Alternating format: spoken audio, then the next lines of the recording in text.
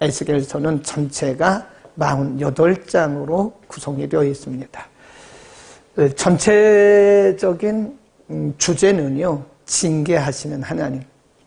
하나님이 유다 백성들을 바벨론이라고 하는 곳에 딱 가둬놓고 거기서 징계하시는 거예요. 이사야를 통해서, 예레미야를 통해서 예언하시고 경고하신 거죠. 앞으로 너희 나라는 이렇게 될 거다. 그래서 회개하고 돌이켜라, 회개하고 돌이켜라. 근데 결국은 회개하지 않았잖아요. 그러니까 하나님이 원한 대로 이들을 바벨론의 포로로 파셨어요. 그래서 거기서 70년 동안 이들을 징계하시는 거예요, 징계.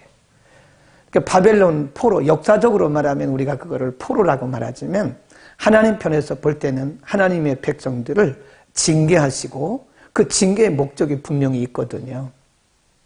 그래서 오늘 우리가 공부할 부분에 보면 계속해서 너희가 내가 여호와인 줄 알리라. 너희가 내가 여호와인 줄 알리라. 그런 말씀 꽤 많이 하세요. 그러니까 사실 이 바벨론 포로 70년이라고 하는 거는 육신적으로 볼 때는 그들에게는 아프고 굉장히 힘든, 괴로운, 아주 쓴 그런 터널이었지만 하나님 편에서 볼 때는 그들에게 하나님 되심을 증거하는 기간이었다. 이스라엘 백성들이 이렇게 광야를 지나가잖아요. 이렇게. 여기가 시내산이고 홍해입니다. 애굽에서 나와가지고 이렇게 해서 이렇게 해서 40년 걸렸거든요. 근데 이 40년을 통과하면서 사실 이스라엘 백성들은 인간적으로 보면 육체적으로는 굉장히 고통스러운 거였죠. 원래 여기 홍해를 건너서 이렇게 가면 10일이면 간다 그러잖아요. 그런데 이거 40년 동안 하나님이 이들을 빙빙빙 돌리신 거, 어려운 곳으로만 인도하시는, 편한 곳이 아니에요. 우리가 현지를 가서 보면 하나님 이스라엘 백성들을 인도하셨던 그 땅은 하나님께서 고르셔서 어려운 장소로만 인도하신 거예요. 쉬운 곳으로 가게 하는 거 아니라. 그 왜 그러냐?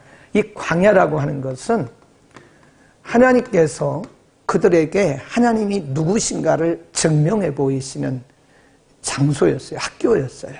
그리고 하나님이 그들에게 시내산에서 말씀을 주시고 말씀을 지키는 것이 무엇인가를 그들이 스스로 경험하도록 하나님 그들에게 배려하신 거예요. 그러니까 다시 말씀드리면 인간적으로 보면 굉장히 힘든 기간이었습니다. 40년. 그러니까 얼마나 힘들면 원망하고 불평하고 그러다가 하나님 앞에 매 맞고 불뱀 나오고 하나님이 그들을 몇몇 명씩 한 번에 죽이시고 그랬겠어요? 그러나 하나님이 그 기간을 통해서 중요한 것은 하나님의 하나님 되심을 그들이 스스로 알 수 있도록 하나님 그들에게 증명해 보이신 것이다. 그래서 그거를 우리는 광야 학교라고 얘기를 해요. 마찬가지로 이 바벨론 70년이라고 하는 포로는 인간적으로 육안으로 볼 때는 포로지만 사실은 하나님이 그들을 바벨론이라고 하는 먼 이방 나라에 그들을 넣으시는 거, 집어넣으시고 그곳에서 그들의 영적으로 이끼가 끼어있는 하나님을 못 보게 하는, 하나님을 감지하지 못하게 하는 불순물들을 제거하시는 거예요. 다 제거하시고 70년 동안 제거하시는 작업을 하신 거예요. 그러니까 인간적으로 보면 70년이라고 하는 것은 굉장히 힘들고 어려운 시기였는데 70년 동안 하나님은 그들에게서 눈에 띈 이끼, 불순물, 오염된 이런 것들을 다 제거하시고 깨끗하게, 그게 70년 걸리는 거예요. 하나님이 우리를 징계하시는 것도요, 사실은 육신적으로 보면 굉장히 어렵습니다. 힘듭니다. 고통입니다. 자존심도 상하죠.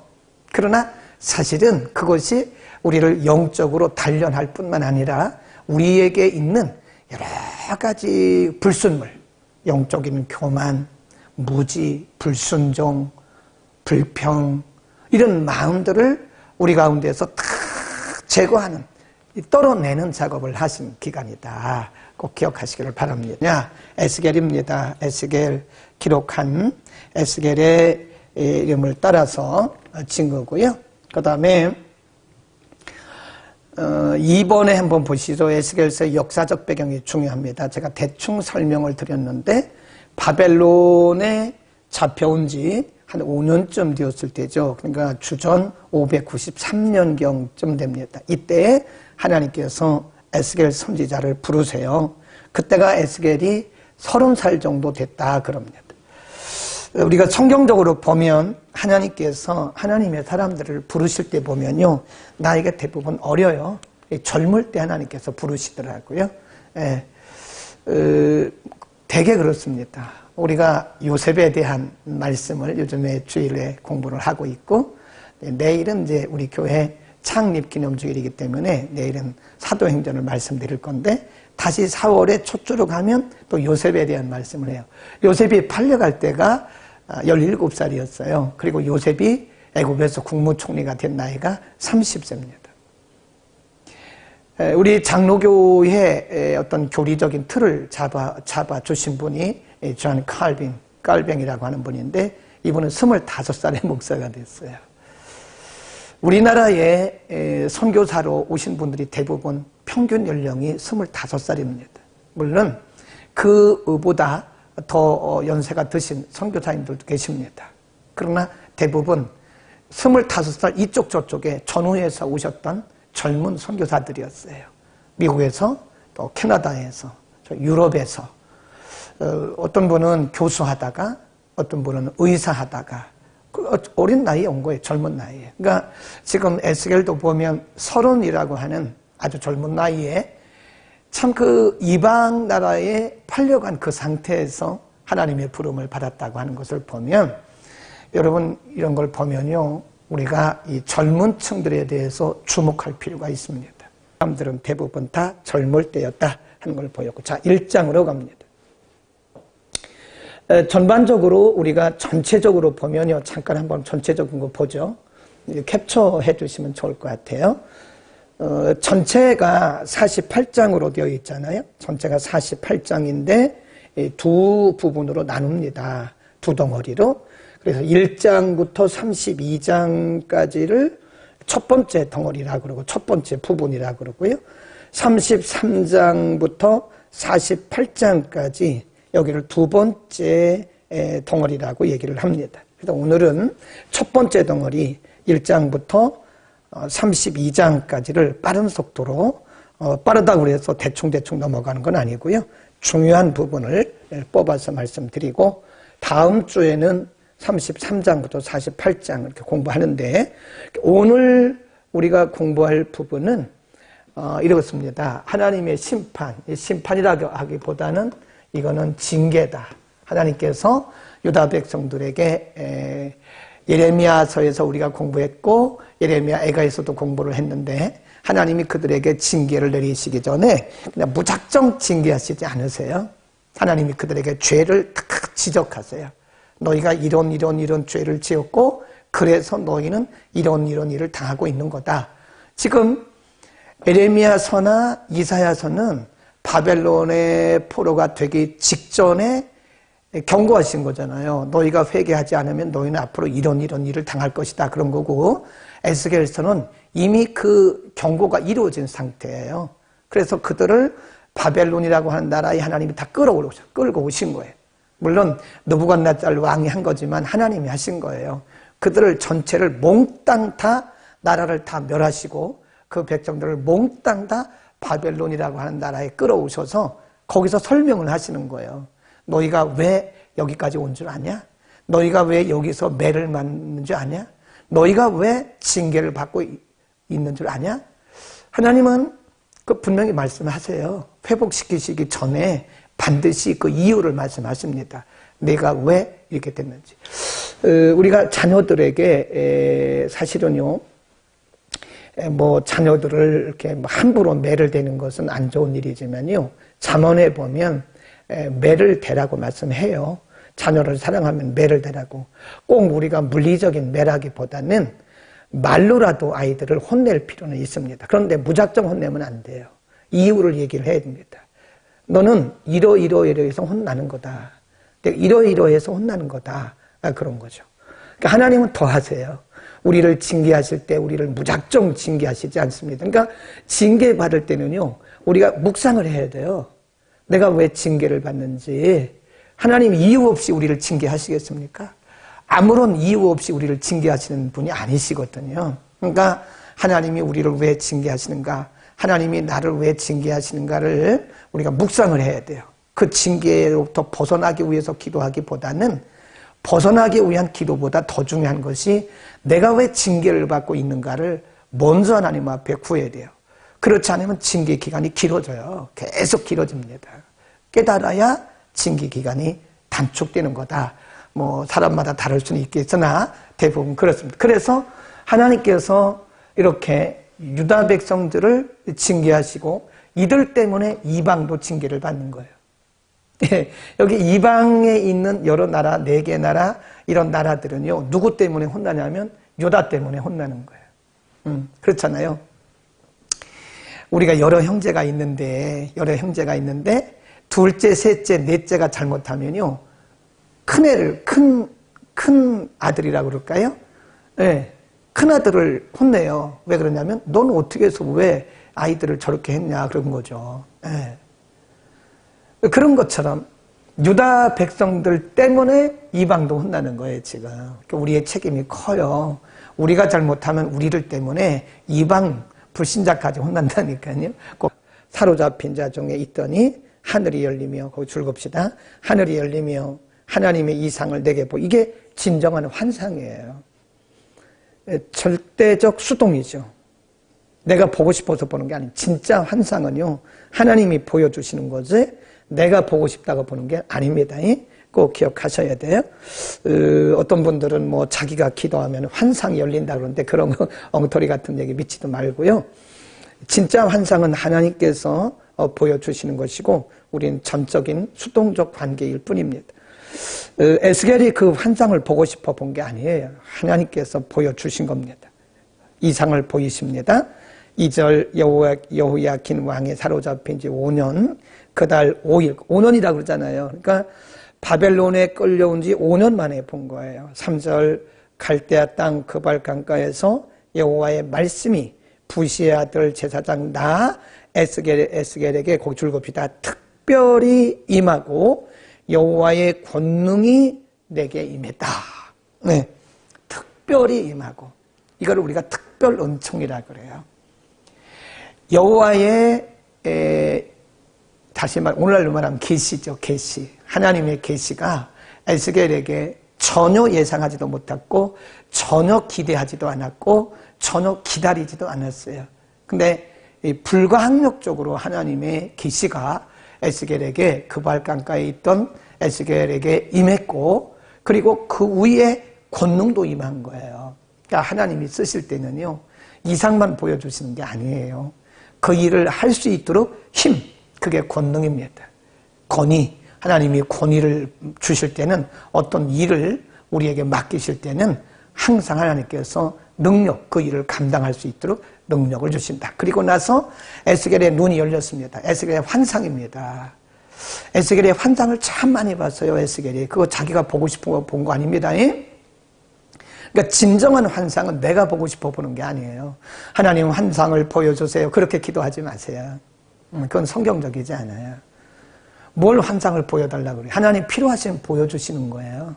하나님 필요하시면 하나님께서 우리의 눈을 여십니다. 우리의 영적 감각을 확 열으세요. 그래서 볼 수 있게 보게 하시는 그게 진짜 환상입니다.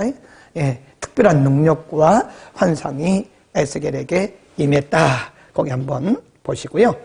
그 다음에 쭉 4절부터 보면 내가 보니 이게 뭘까요? 환상 중에 본 거예요. 예, 환상 중에. 그러면서 거기 내 생물의 환상을 쭉 보는데 이게 다 천사들입니다. 천사들. 그렇게 해서 1장에서 하나님께서 그발 강가에 있던 에스겔을 불가항력적인 은혜, 계시 주셔서 부르셨다. 2장으로 갑니다. 하나님이 부르실 때는 그에게 반드시 미션을 주시죠. 그래서 우리가 이제 그거를 소명, 하나님이 부르실 때는 반드시 미션을 주세요. 그걸 우리가 사명 그래요. 그래서 이제 콜링, 부르심, 이거는 미션이다. 미션이란 말은 선교란 뜻도 있지만 그게 사명이란 뜻이에요. 사명. 하나님께서 우리를 부르실 때는 반드시 그 부르심에 합당한 하나님의 사명, 미션이 있습니다. 그래서 1장에서 하나님이 그를 부르시고 환상을 보여주신 다음에 환상만 보고 있으면 됩니까? 일을 해야죠. 하나님이 에스겔 선지자에게 환상을 보여주신 것은 그 다음을 위해서 보여주신 거예요. 네가 무엇을 해야 되는가를 위해서 보여주신 거란 말이에요. 그러니까 우리가 뭐 은혜를 받고 은사를 받고 뭐 그래도 아무 일도 안 하면 이게 없는 거예요. 이게 없는 겁니다. 이걸 안 하면 안 돼요. 의미가 없어요. 하나님이 우리에게 은사 주시잖아요. 여러 가지 은사가 많은데 그 은사를 주시는 것은 바로 미션 때문에 주시는 거예요. 그러니까 우리의 미션, 우리의 사명과 관계없는 은사는 없습니다. 우리에게 어떤 은사를 주셨다라고 하는 것은 우리가 감당해야 할 사명이 있기 때문에 그런 은사를 주신 거예요. 잘 기억하셔야 돼요. 자, 2장. 하나님께서 1장에서 에스겔을 부르시고 2장에서는 그가 무엇을 해야 되는지를 지금 가르치고 있는 것이다. 자, 2장 보세요. 2장에 가면 3절에 내가 내게 이르시되 인자야 내가 너를 이스라엘 자손과 패역한 백성 나를 배반하는 자에게 보내노라. 네. 그들과 그 열조가 내게 범죄하여 오늘까지 이르렀나니 4절 그 자손은 얼굴이 뻔뻔하고 그 마음이 강팍한 자니라 내가 너를 그들에게 보내노니 너는 그들에게 이르기를 주 여호와의 말씀이 이러하시다 하라 그랬어요. 이 말씀에 제가 강조를 했잖아요. 내가 너를 이스라엘 백성들에게 보낸다. 그러면 가서 할 말이 뭐예요? 내 말 하라고 보낸 게 아니죠. 뭐라 그랬어요? 내 말을 전해라. 내 말을. 네? 중요합니다. 하나님이 우리를 부르시고 우리에게 일을 맡기실 때는 내일 하라고 한 게 아닙니다. 내일 하는 거 아닙니다. 하나님이 내게 맡겨주신 일, 하나님이 에스겔 선지자를 부르시고 그에게 말씀하시면서 너는 내 말을 그들에게 전하라 그랬어요. 그러니까 우리가 하나님의 말씀을 전하라고 부름을 받은 우리들이 하나님의 말씀을 전하지 않고 내 말을 전하는 건 거짓 선생이에요. 거짓 선지자입니다. 거짓 교사죠. 그건 다른 복음이죠. 그러니까 우리가 잘 보셔야 돼요. 하나님의 말씀을 말하는가, 사람의 말을 말하는가 잘 보셔야 돼요. 네. 여러분이 하나님의 일을 한다고 말하면서 내 일을 하는 경우가 많다니까요. 네. 잘 생각해. 저도 마찬가지, 여러분도 마찬가지예요. 우리 잘 생각해야 됩니다. 하나님이 에스겔을 부르신 것은 에스겔의 말하라고 보낸 게 아닙니다. 내 말, 내가 너에게 준 말을 그들에게 전하는데 겉뒤에 보면 또 뭐라고 말씀을 하셨는가 하면 굉장히 중요한 말씀을 하나님이 에스겔 선지자에게 하셨어요. 5절 그들은 패역한 족속이라 듣든지 아니 듣든지 그들 가운데 선지자가 있는 줄을 알게 될 것이다. 7절 그들은 심히 패역한 자라 듣든지 아니 듣든지 너는 내 말로 구하라. 그렇죠? 네, 내 말로 구하라. 너의 말 하지 말고 내 말로 구하라. 그리고 8절 보세요. 인자야 내가 네게 이르는 말을 계속 강조하는 거예요. 너의 말이 아니라 내 말이다. 내가 네게 이르는 말을 듣고 그 패역한 족속같이 패역하지 말고 내 입을 벌리고 내가 네게 주는 것을 먹어라. 9절 내가 보니 한 손이 나를 향하여 펴지고 그 손에 두루마리 책이 있더라. 그가 그것을 내 앞에 펴시니 그 안팎에 글이 있는데 애가와 애곡과 재앙의 말이 고다 줄긋이에요. 하나님이 에스겔 선지자에게 무슨 말을 할 것인가를 보여주세요. 계시를 주십니다.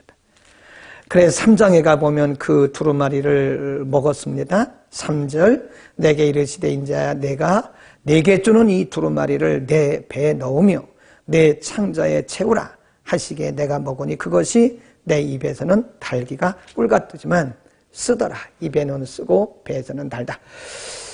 7절입니다. 그러나 그 이스라엘 족속은 이마가 굳고 마음이 강팍하여 내 말을 듣고자 아니하리니 이는 내 말을 듣고자 아니함이라. 하나님 그러잖아요. 계속해서 내 말이라 내 말이라. 그렇지만 걱정하지 마라. 8절 내가 그들의 얼굴을 대하도록 내 얼굴을 굳게 하였고 그들의 이마를 대하도록 내 이마를 붓게 하였으되 내 이마로 화석보다 굳은 금강석같이 하였으니 그들이 비록 패역한 족속이라도 두려워 말며 그 얼굴을 무수하지 마라. 그리고 또 이렇게 말씀해요. 11절에 보면 여호와의 말씀이 이러하시다 하라. 하나님이 이렇게 말씀하셨다고 해라 라고 말씀하시는 거예요. 하나님이 에스겔에게 말씀을 주신 거예요. 그리고 이 말을 그들이 듣든지 아니 듣든지 전해라. 네. 그러나 걱정하지 마라. 내가 그들에게 네가 말씀을 전할 때 그들이 너를 당해낼 수 없을 만큼의 힘을 내가 너에게 줄 것이다. 너는 단지 이렇게 말해라. 여호와의 말씀이 이러하시다 하라. 그래서 능력 그 자체인데 우리가 그걸 복잡하게 하니까 능력이 안 나타나는 거예요. 무슨 얘기, 본인도 무슨 얘기인지도 모르더라고. 이렇게 보면. 그렇게 하지 말고 단순하게 하십시오. 저도 초창기에는 굉장히 어렵게 했는데 지금은 뭐 바로 그냥 들어갑니다. 어렵게 할 필요가 없어요. 그냥 말씀대로 하면 되는 거예요. 근데 이 얘기 하려고 그러는데 그 빌리 그레이엄 목사님의 설교를 들어보면 처음부터 끝까지 The Bible said 이런 말을 해요. 성경이 말씀하시기를 Bible said 성령이 말씀하시기를 이렇게 해요. 그게 맞다니까요. 그러니까 지금 하나님이 에스겔 선지자에게 말씀을 주시면서 하나님의 말씀이 이러하시다 하라. 내 말을 거기다 넣지 말라는 거예요. 하나님의 말씀이 이렇다. 듣든지 아니 듣든지 해라. 아멘. 그런 겁니다. 하나님의 말씀이기 때문에 말씀을 전하는 사람들은 사람 눈치 볼 거 없습니다. 사람을 두려워할 것도 없어요. 하나님의 말씀인데 The Bible said 이렇게 말씀하는 거예요. 16절로 갑니다. 하나님이 경고입니다. 하나님께서 에스겔을 부르시고 계시도 주시고 하나님이 약속도 하신 다음에 하나님이 에스겔 선지자에게 중요한 경고를 하세요. 여러분 다 들으셔야 됩니다. 저에게도 해당되고 여러분에게도 해당되는 말씀. 자, 3장 16절입니다. 7일 후에 여호와의 말씀이, 그러니까 에스겔이 계속하는 게 뭐예요? 여호와의 말씀이 내게 임하여 가라사대 인자야 내가 너를 이스라엘 족속의 뭐로? 파수꾼으로 세웠노라. 워치맨 파수꾼으로 세웠으니 너는 누구의 입을? 내 입의 말을 가지고 누구를 위하여? 나를 대신하여. 얼마나 멋있어요. 하나님 분명히 말씀했어요. 너는 내 입의 말을 듣고 나를 대신하여 그들을 깨우치라. 18절 가령 내가 악인에게 말하기를 너는 꼭 죽으리라 할 때에 내가 깨우치지 아니하거나 말로 악인에게 일러서 그 악한 길을 떠나 생명을 구원케 하지 아니하면 악인은 그 죄악 중에서 죽으려니와 그 핏값을 내 손에서 내가 찾을 것이다. 얼마나 두려운 말씀인지 아세요? 내가 할 말을 하지 않아서 악인이 죽으면 악인들은 악인대로 죽지만 너는 그 핏값을 내 손에서 내가 분명히 찾는다. 19절 내가 악인을 깨우치되 그가 그 악한 마음과 악한 행위에서 돌이키지 아니하면 그는 그 죄악 중에서 죽으려니와 너는 내 생명을 보존한다. 너는 책임이 없다. 그런 얘기입니다. 여러분 이게 파수꾼의 책임이라는 거예요. 파수꾼의 책임. 하나님이 에스겔 선지자에게 경고하신 겁니다. 너는 내 입의 말을 가지고 그들에게 전하라고 말했잖아. 그런데 내가 사람들을 두려워해서 내 말을 그들에게 말하지 않았어. 그러면 그들은 그들대로 죄악 중에 죽고 너는 그들을 깨우치지 않아서 내가 너에게 준 말을 그들에게 전하지 않아서 그들이 죽었기 때문에 그 핏값을 내가 내 손에서 찾는다고. 중요한 말씀입니다. 반대로 우리는 말씀을 전했어요. 근데 백성들이 듣지 않았어요. 우리는 책임이 없는 거예요. 여러분 우리는 복음을 전해요. 그래서 하나님 뭐라 그래요? 듣든지 아니 듣든지 전하라 그래요. 듣든지 아니 듣든지. 그래서 말씀을 전하는 사람들은요 사람 눈치 보면 안 돼요. 여러분 여러분이 그 말씀을 들으면 여러분에게 은혜가 됩니다. 여러분에게 은혜가 되고 여러분에게 축복이 됩니다. 그러나 그 말씀을 거부하면 여러분 손해예요. 누구는 책임이 없어요? 목사인 저는 책임이 없어요. 저는 분명히 말했어요. 분명히 말했어요. 우상 숭배하지 마세요. 새벽 기도 하세요. 예배 드리세요. 저는 분명히 말했어요. 네, 책임이 있습니다. 그 말씀에 순종하지 않은 것에 대한, 네, 하나님 뭐라고 그랬어요? 듣든지 아니 듣든지 전하라고 그랬어요. 누구의 말씀을? 하나님의 말씀을. 들으면 여러분에게 은혜가 되고 축복이 됩니다. 그러나 듣지 않은 것에 대한 책임은 여러분이 져야 되는 거예요. 만일 제가 사람을 무서워해서 사람을 의식해서 마땅히 할 말을 하지 않았어요. 그러면 여러분은 책임이 없어요. 왜? 제가 말하지 않았기 때문에. 그러나 저는 책임을 져야 돼요. 중요한 말씀입니다. 여러분 주변에 사람이 살고 있습니다. 근데 여러분이 전도를 안 했어요. 그럼 전도 안 했으니까 지옥 갔겠죠? 그럼 그 지옥 간 사람에 대한 책임을 여러분에게 묻는다니. 왜 복음 전하지 않았냐? 네, 예수 믿고 구원받으라고 왜 말하지 않았냐? 듣든지 아니 듣든지 전하라는 겁니다. 때를 얻든지 못 얻든지. 아멘. 이게 바로 우리의 사명이라는 거예요. 아멘. 시간이 많이 가는데 뭐 3번을 하더라도 해야 됩니다. 뭐 진도 나가는 게 중요한 게 아니에요. 16절, 3장 16절부터 이 말씀은 경고입니다. 자, 이제 쭉 내려갑니다. 5장으로 가고요. 예, 자, 하나님이 예레미야에게 또 에스겔 선지자에게 가르쳐 주셨습니다. 에스겔 선지자에게 이들이 왜 바벨론에 끌려갔는가? 5장 7절. 그러므로 나 주 여호와가 말하노라. 너희 요란함이 너희를 둘러있는 이방인보다 더하여 내 율례를 행치 아니하며 내 규례를 지키지 아니하고 너희를 둘러있는 이방인의 규례대로 행치 아니하였다. 그러므로 내가 말하노라. 17절. 내가 나의 삶을 두고 맹세하노니 내가 모든 미운 물건과 모든 가증한 일로 내 성소를 더럽혔은즉 나도 너를 아껴보지 아니할 것이다. 거기다 줄거세요. 내 성소를 더럽혔다. 여러분, 우리가 하나님의 백성인 우리들이요, 예배 제대로 드리지 않으면 하나님의 성전을 더럽히는 거예요. 그게. 에? 우리가 신령과 진정으로 예배 드려야 돼요. 예배를 농담으로 하지 마세요. 목사님 빨리 끝내자고. 예배가 농담입니까? 그럼 왜 그런 얘기를 합니까? 지금 그러면 오지 마세요. 예배에 오지 마세요. 예배가 지루하다면 오지 마세요. 우리가 예배 드리고 있는데 예배 빨리 끝나자고 그러면 됩니까? 예배가 농담입니까? 예배가 장난입니까? 예배를 그렇게 드리면 하나님의 성전을 더럽히고 있는 거예요. 우리가 찬송을 드리는 것도요, 정말 우리의 중심을 다해서 우리의 신앙 고백하듯이 찬송을 드려야 되는데, 무슨 찬송을 갖다가 무슨 가요 부르듯이 자기 무슨 마음을 흡족하게 하기 위하면 그거요, 위험합니다. 기도도 마찬가지예요. 기도도 우리가 자기중심적인 기도만 하지 마세요.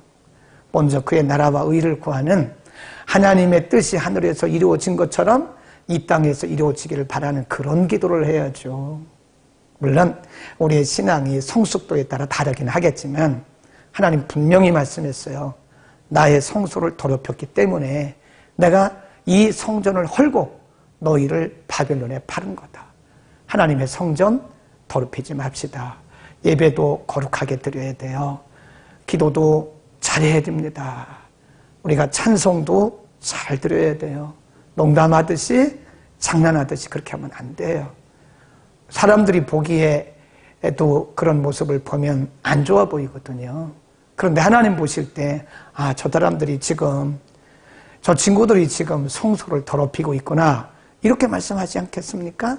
네, 우리는 하나님 앞에 정결하게 나가야 될 것을 꼭 기억을 하시길 바랍니다. 내가 6장 6절 7절 보세요. 내가 너희 거하는 모든 성읍으로 사막이 되며 산당으로 황무하게 하리니 이는 깨어지고 황폐하며 너희 우상들이 깨어져 없어져서 너희 태양상들이 찍히며 너희 믿는 것이 다 너희의 만든 것이 다 패하며 7절. 또 너희 중에서 살육을 당하여 엎드러지게 하여, 거기 줄 보세요. 너희로 나를 여호와인 줄 알게 하려 함이라. 이게 목적이에요. 하나님의 징계의 목적이 뭐냐? 하나님이 하나님됨을 경험하게, 알게 하기 위한 것이다, 이게. 10절. 그때가 뭐죠? 징계를 받고 난 후에야 그들이 나를 누구로 알아요? 여호와인 줄 알아요. 그들이 나를 여호와인 줄 알리라. 내가 이런 재앙을 그들에게 내리겠다 한 말이 헛되지 아니하리라. 14절 끝. 내가 내 손을 그들의 위에 펴서 그 거하는 온 땅 곧 광야에서부터 디블라까지 처량하고 황무하게 하리니, 거기 보세요. 그들이 나를 여호와인 줄 알리라. 그 우리말 성경에는 없는데 여러분 거기다 이렇게 화살표하고 써놓으세요. 그들이 나를 그 앞에 된 그런 후에 그때에, 그런 말씀이에요. 그때에 너희가 나를 여호와인 줄 알리라. 그러니까 하나님께서 이 유다 백성들을 바벨론으로 끌어가신 것은 거기서 이들을 완벽하게 지금 징계하고 계시는 거잖아요. 에스겔을 통해서 계속 말씀하시는 것이 너희의 죄 때문에 그런 거야. 그러나 그것으로 끝나는 것이 아니고 너희가 나를 여호와인 줄 알 것이다. 내 말이 참인 것을 너희가 인정하게 될 것이다. 그러니까 하나님의 하나님됨을 드러나게 하기 위한 거예요. 그러니까 우리가 개인적으로도 징계를 받는 이유 중에 하나는, 물론 징계의 원인과 이유와 목적은 개인마다 다 달라요. 딱딱 꼬집어서 말할 수는 없어요. 그런데 많은 경우에 하나님의 공통점이 있다고 한다면 그게 뭐냐? 하나님의 하나님됨을 그들이 알게 하기 위한 것이다. 이게 깨닫는 게 은혜예요. 예. 여러분, 우리가 설교를 100편 들어도 깨닫지 못하면 한 편 들은 거나 똑같아요. 안 들은 거나 똑같아. 깨닫는 게 은혜라니까요. 하나님의 하나님 되심을 깨닫게 하기 위해서 하나님 그러잖아요. 그들이 내가 여호와인 줄 알리라.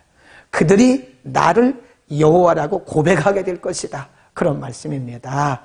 아멘. 하나님의 의도는 바로 여기 있었던 겁니다. 자, 또 넘어갑니다.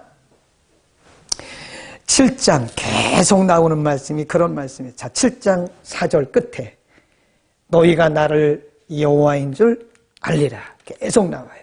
계속 나오는 말씀이 또 7장 27절 왕은 애통하고 방백은 놀라움을 옷 입듯 하며 거민의 손은 떨리리라. 내가 그 행위대로 그들에게 갚고 그 죄악대로 그들을 국문한 즉 그들이 나를 여호와인 줄 알리라.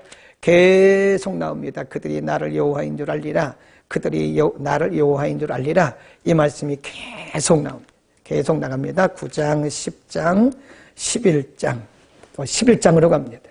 나머지는요, 유다와 예루살렘에 대한 하나님의 징계와 그들이 왜 징계를 받았는지 이유를 가르쳐주는 말씀입니다. 계속 갑니다. 11장으로 갑니다. 11장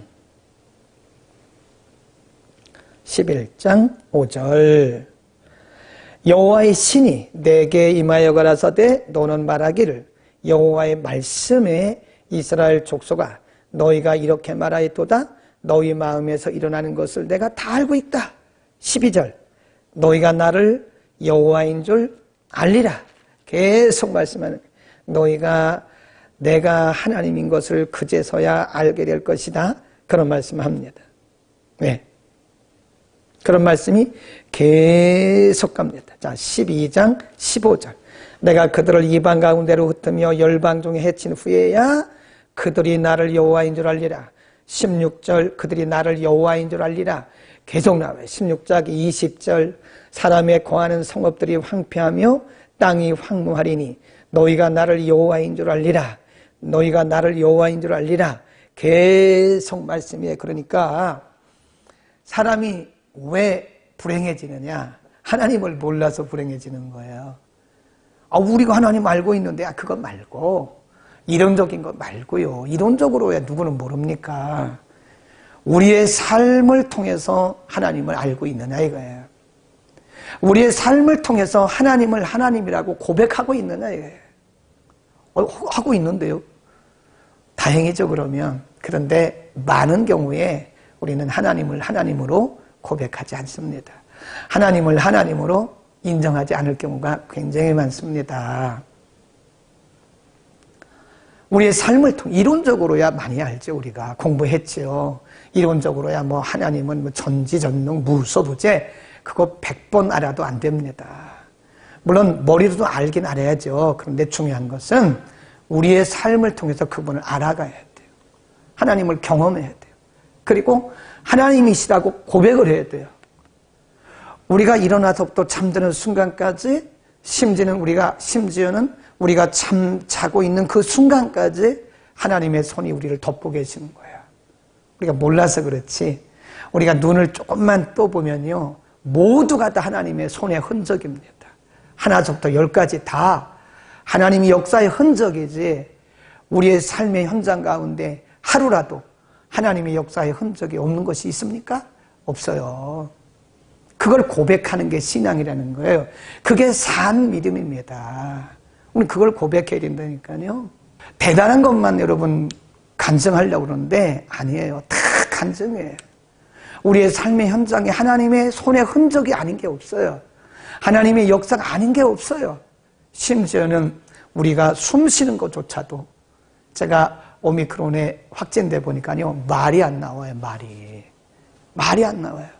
목이 쉬어가지고요 이게 목부터 오는가 봐요.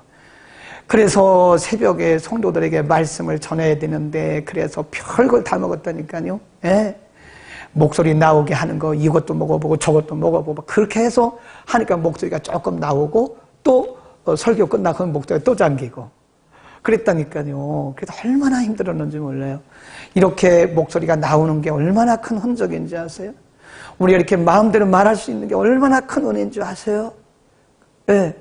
모든 삶의 현장 가운데서 하나님의 흔적을 발견할 수 있기를 바랍니다. 15장 7절 너희가 나를 여호와인 줄 알리라 계속 말씀해요.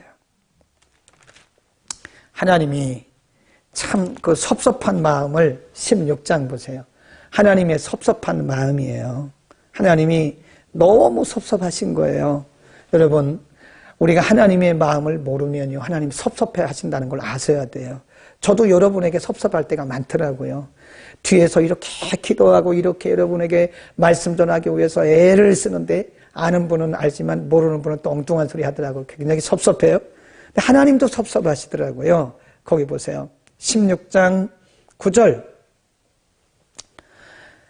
내가 물로 너를 씻겨서 내 피를 없이 하며 내게 기름을 바르고 10절 수놓은 옷을 입히고 물돼지 가죽신을 신기고 가는 배로 띄우고 명주로 덧입히고 11절 폐물을 채우고 팔고리를 손목에 끼우고 사슬을 목에 들이우고 쭉 나가요.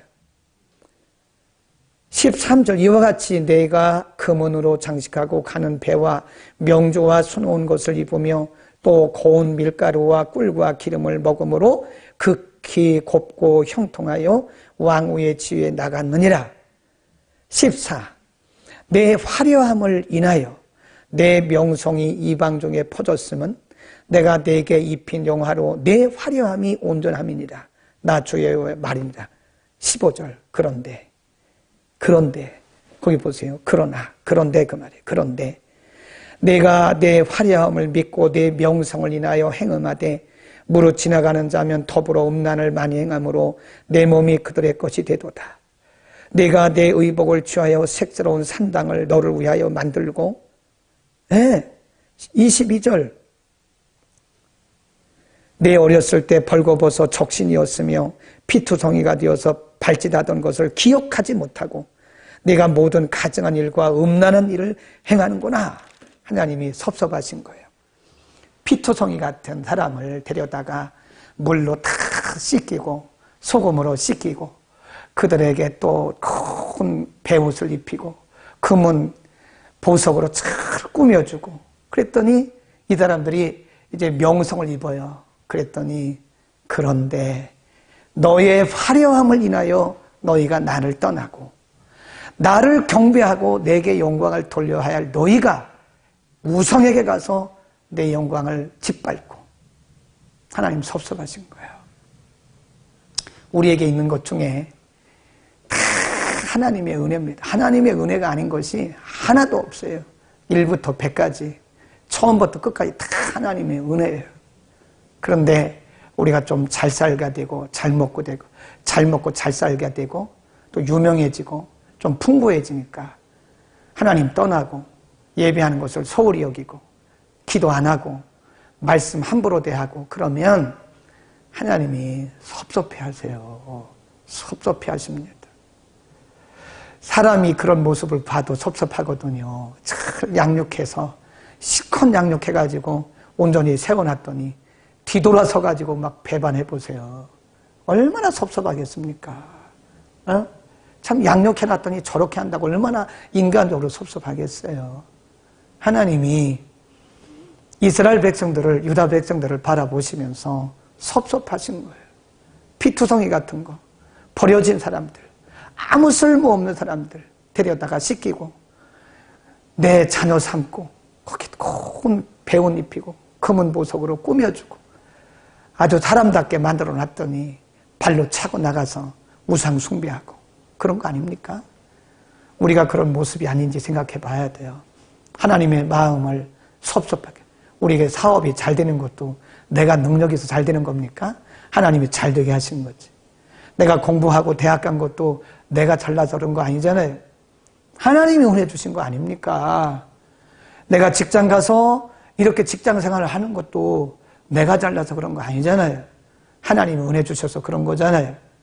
그런데 하나님의 은혜를 잊어버리고 먹고 살만하고 배부르고 등 따수니까 예배 멀리하고 그러면 하나님 참 탄식하고 계십니다. 너 자신을 알라. Know yourself. 너 자신을 좀 알아라. 하나님이 굉장히 슬퍼하실 거예요. 여러분, 하나님 마음을 우리가 슬프게 해드리고 하나님 마음 섭섭하게 해드리면 안 돼요. 네. 쭉 가고요. 우리가 이제 굉장히 중요한 부분이 또 한 군데가 있습니다. 그 중요한 부분이 거기다 놓으시면 됩니다. 거기다 놓으세요. 이따 가져가세요. 돈은. 제가 지금 밥을 시켜가지고 지금 방송 중이라.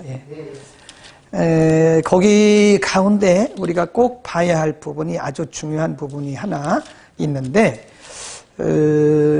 오늘 참 많은 말씀을 드렸어요. 여러분 이게 사람의 말이라고 생각하지 맙시다. 목사의 말로 들으면 안 돼요. 사람의 말로 들으면 안 돼요. 하나님의 말씀인 거예요. 저는 할 말 다 했습니다. 듣고 안 듣고는 여러분의 몫입니다. 오늘 저는 말씀을 여러분에게 다 전달했어요. 전달자일 뿐이에요. 저는 듣고 안 듣고는 여러분이 할 일이고 여러분의 몫입니다. 여러분이 잘 들으면 아멘하고 잘 듣고 삶에서 실천하면 여러분에게 은혜가 되고 복이 될 겁니다. 그러나 이것을 사람의 말로 듣고 기분 나빠하거나 또 이것을 농담으로 여기거나 잊어버리면 여러분에게는 상당히 손해가 영적으로도 육적으로도 손해가 될 겁니다. 기도하고 마칩니다.